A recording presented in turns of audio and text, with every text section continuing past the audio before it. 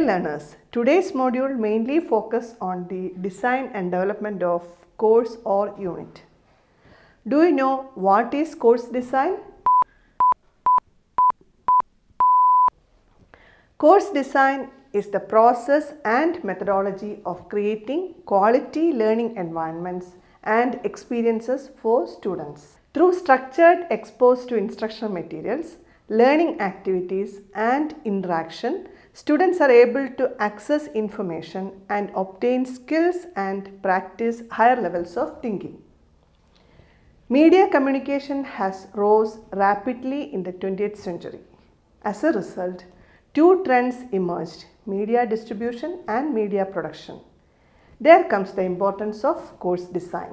The focus of course design is to put together the optimal learning experiences for students in an environment that is supportive and appreciative of learning and intellectual development.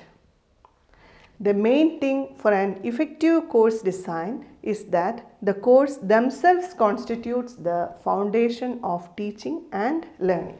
An effective design means more students will be able to participate in deeper learning experiences that foster successful learning. Whether in general education or program-specific education, courses must constitute the foundation of student learning. Therefore, effective course design should result in our programs making a positive impact and resulting in the appropriate intended student outcomes.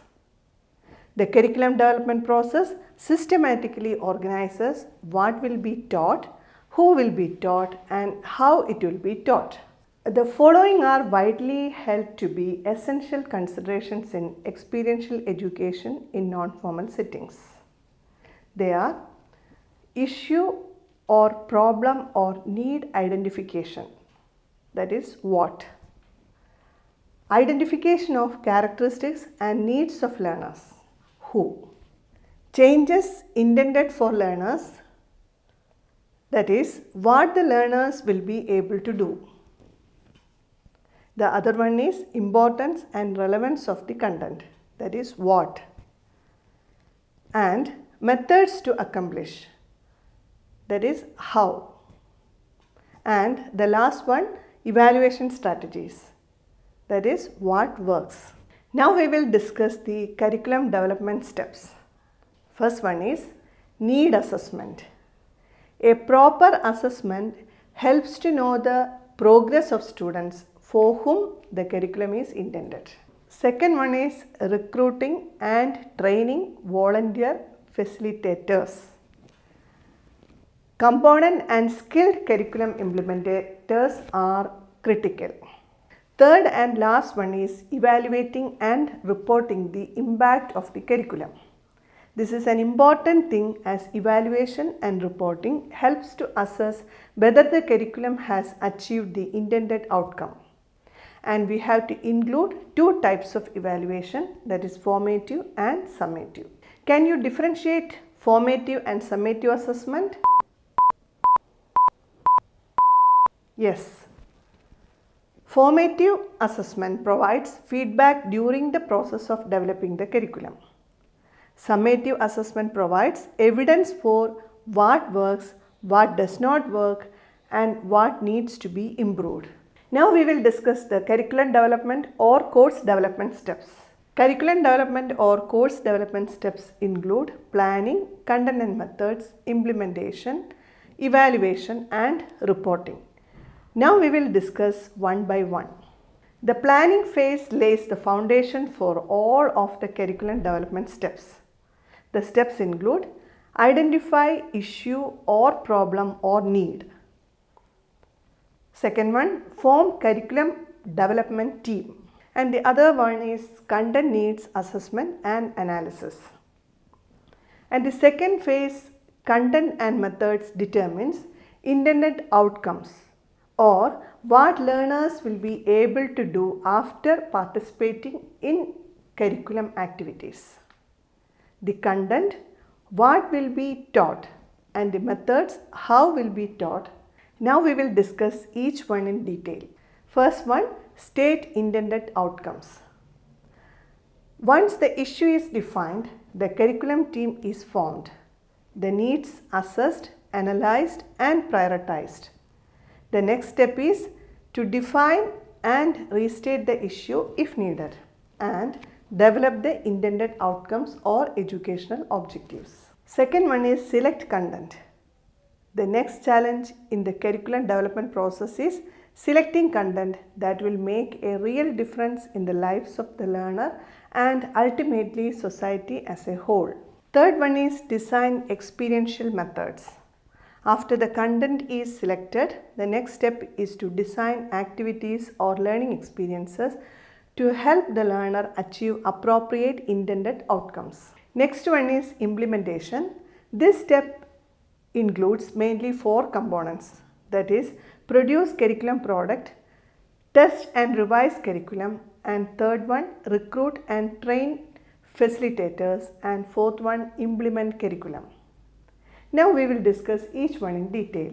First one, produce curriculum product. Once the content and experiential methods have been agreed upon, the actual production of curriculum materials begins. This section includes suggestions for finding and evaluating existing materials, evaluation criteria, and suggestions for producing curriculum materials. Next one is test and revise curriculum. This step includes suggestions to select test sites and conduct a formative evaluation of curriculum materials during the production phase. Third one is recruit and train facilitators.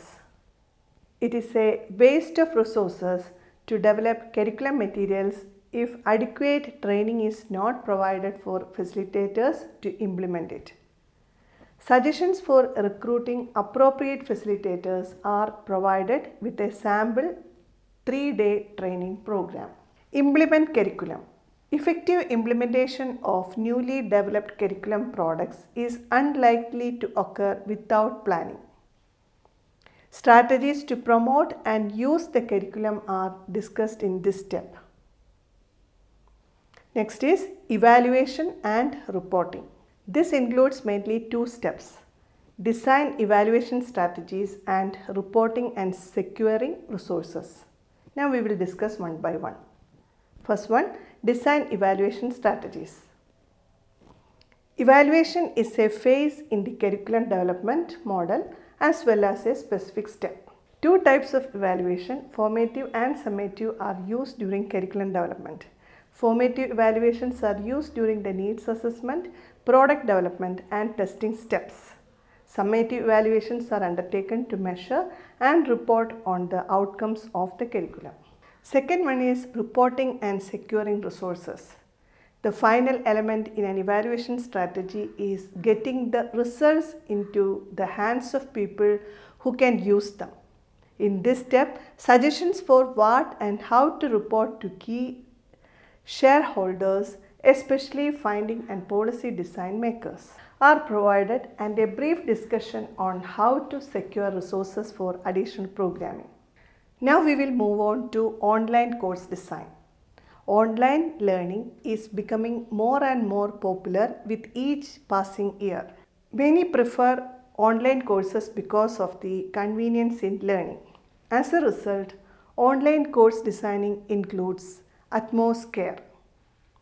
Online learning is an educational process where students receive instruction through online classes, video recordings, video conferencing, or any other audio or video technology medium. It helps people to receive education without having to be physically present in a classroom. While designing online courses, the following things should be considered into account.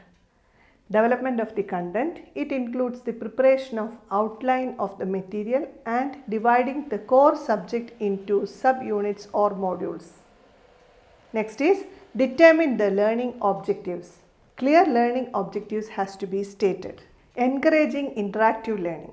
The tutor should ensure the progress of the student by giving questions for discussion and provision for asking doubts. To build a personal connection with the students, a brief introductory video should be provided at first.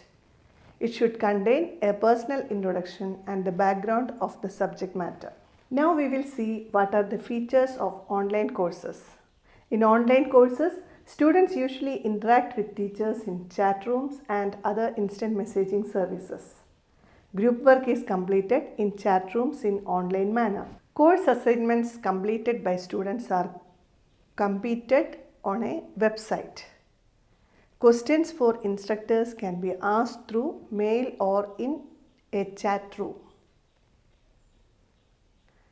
What makes a good online course? Yes, you are right. As you said, first one is proper pacing. The best online courses are the ones which are properly paced. Proper pacing means the student is neither bored nor overwhelmed. They have plenty of time to complete projects. Second one is multimedia integration. This is an exciting part of online classes. A good online course incorporates various multimedia elements into the presentation, such as videos, podcast, interactive activities, etc. Third one is quality content. A good quality content is necessary for an online course. Self-directed learning. Good online courses give students the freedom to design their own projects and explore the subject which are most interesting to them. Next is multiple learning modalities. Everyone learns differently. Some students are very visually oriented and some others need to hear information. The best online courses integrate as many learning modalities as possible: visual, auditory and kinesthetic. Creative design. The best courses are designed to give students a varied and fresh learning experience week after week. A properly designed online learning program is an effective way to acquire good education. Distance learning has made more accessible to larger groups of people. The availability of the internet has increased the number of online courses. Many different types of technology are utilized to enhance online learning. Special computer programs, high-speed internet and webcam broadcasting technology are just a few of the modern technologies utilized in distance learning. I hope you are all motivated to develop a course on online as well as offline. Thank you.